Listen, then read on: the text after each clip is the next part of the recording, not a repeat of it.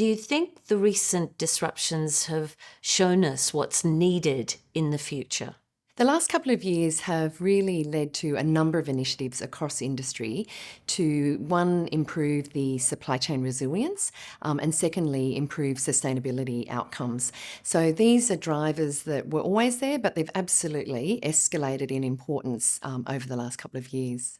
Food and grocery manufacturers are looking at their manufacturing operations, but also their entire supply chains to improve efficiencies and resilience so that we can make sure that we are using the most available data, analysing that, and being able to make better decisions.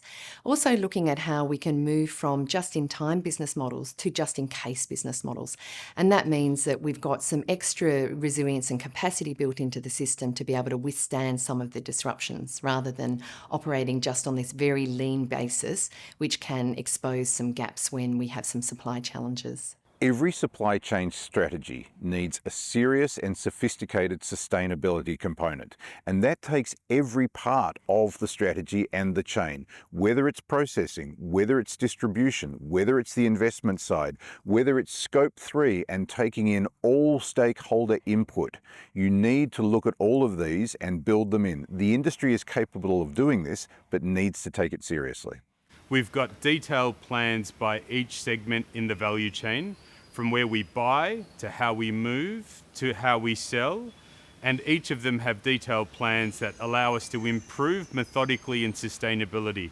It has to be end-to-end thinking. So we have to make sure that we're working with the right suppliers, the right manufacturing processes, that we then have the right energy supplies and packaging sources, and we talk about it in the correct way with our consumers. And you're going to see that to get to that, you have to have vertical integration.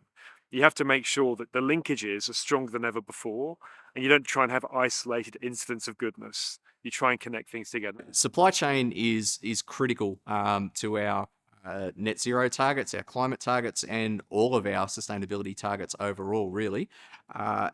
We can't achieve anything on our own, effectively anyway.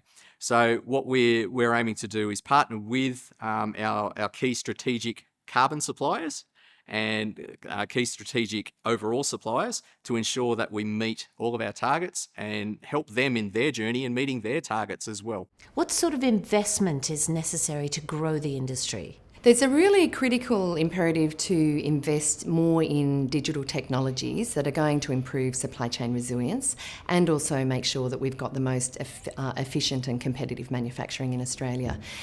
There have been some challenges with investing in capital equipment in Australia due to some profitability pressures, and we've certainly been advocating to the government for some measures that will help support capital investment that will retain and grow resilient manufacturing and supply chains in Australia.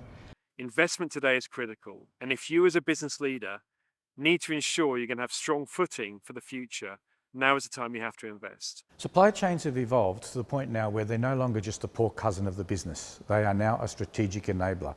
The fact that many businesses are looking in this era to make their supply chain shorter provides one of the best opportunities for regional Australia in generations in terms of utilising what is grown in those areas, what is processed in those areas, and to get it as quickly, as efficiently and as reliably as possible into the capital city markets or into the areas for export.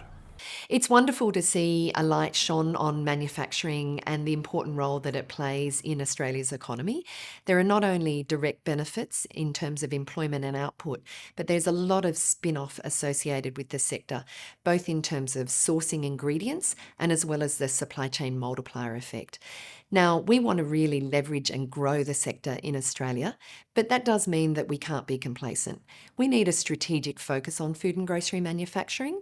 We need policies that support and incentivise investment. We need policies that are going to attract and retrain people to have the right skills for the industry in the future. And we also need to make sure that we have policies that support resilience in capacity and capability, not only in manufacturing, but also in transport and logistics and infrastructure to be able to move product around the country.